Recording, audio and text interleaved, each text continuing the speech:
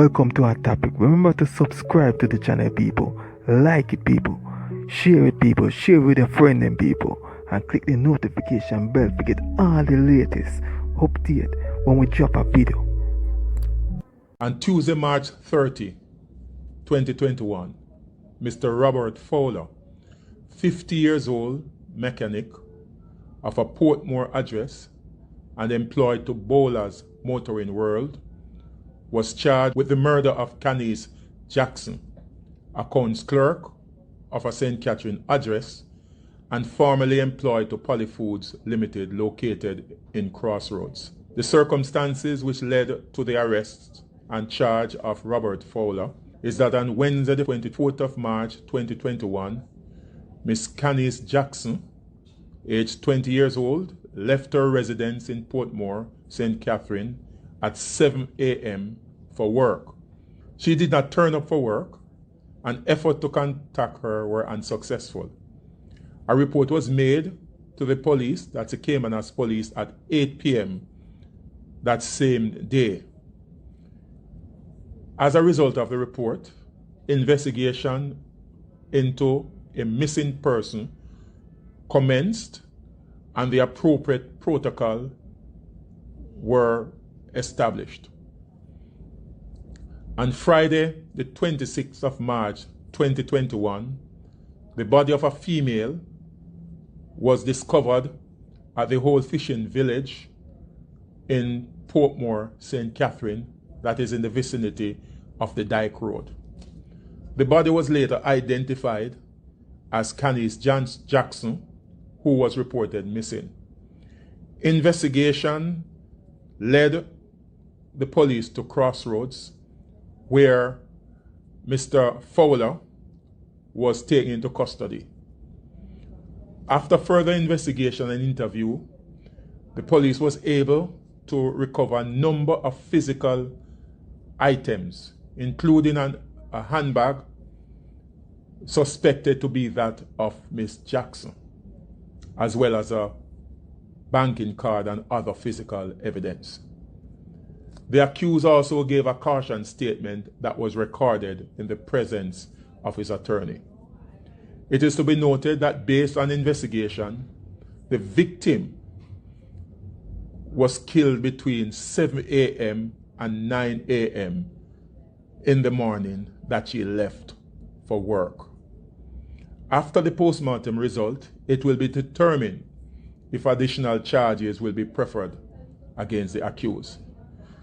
I want to point out at this time that during the investigation, the accused actually took the officers to a number of locations, including a location somewhere in Portmore, where he indicated that he tried to dispose of the body of the victim, but for some reason, he actually removed it from that location and took the body to the location where she was discovered.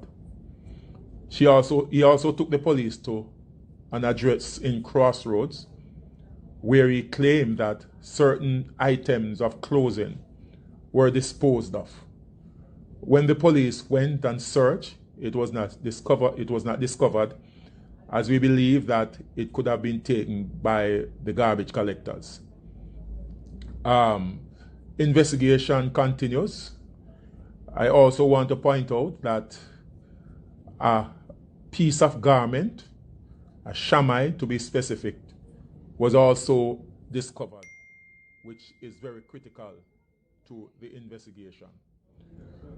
He will appear before the court on the 9th of April 2021, where he will answer to the charge. DCP, can you clarify, when you visited his home, were there items that were identified there as well? Her handbag, a bank card, and other physical evidence, which I don't want to get into, were actually identified at her home.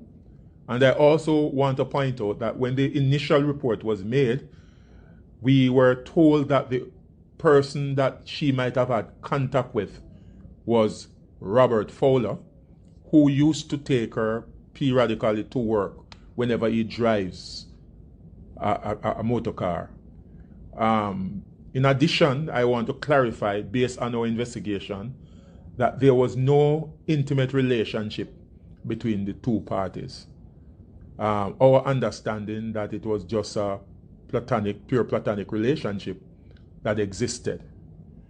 On the morning of her death, our investigation also revealed that Mr. Fowler had actually lured her to his home under the guise that he had forgotten to take a piece of equipment that was relevant to his trade as a mechanic. And that's how she ended up being at his home in Portmore. So in the caution statement, was there evidence of motive established? Well, based on what we were told, that there was an argument, a dispute, and he got upset and she was strangled. That's the way he actually strangled her. He used a piece of rope. And just to say that, without giving away too much, that a similar piece of rope was actually found at his house.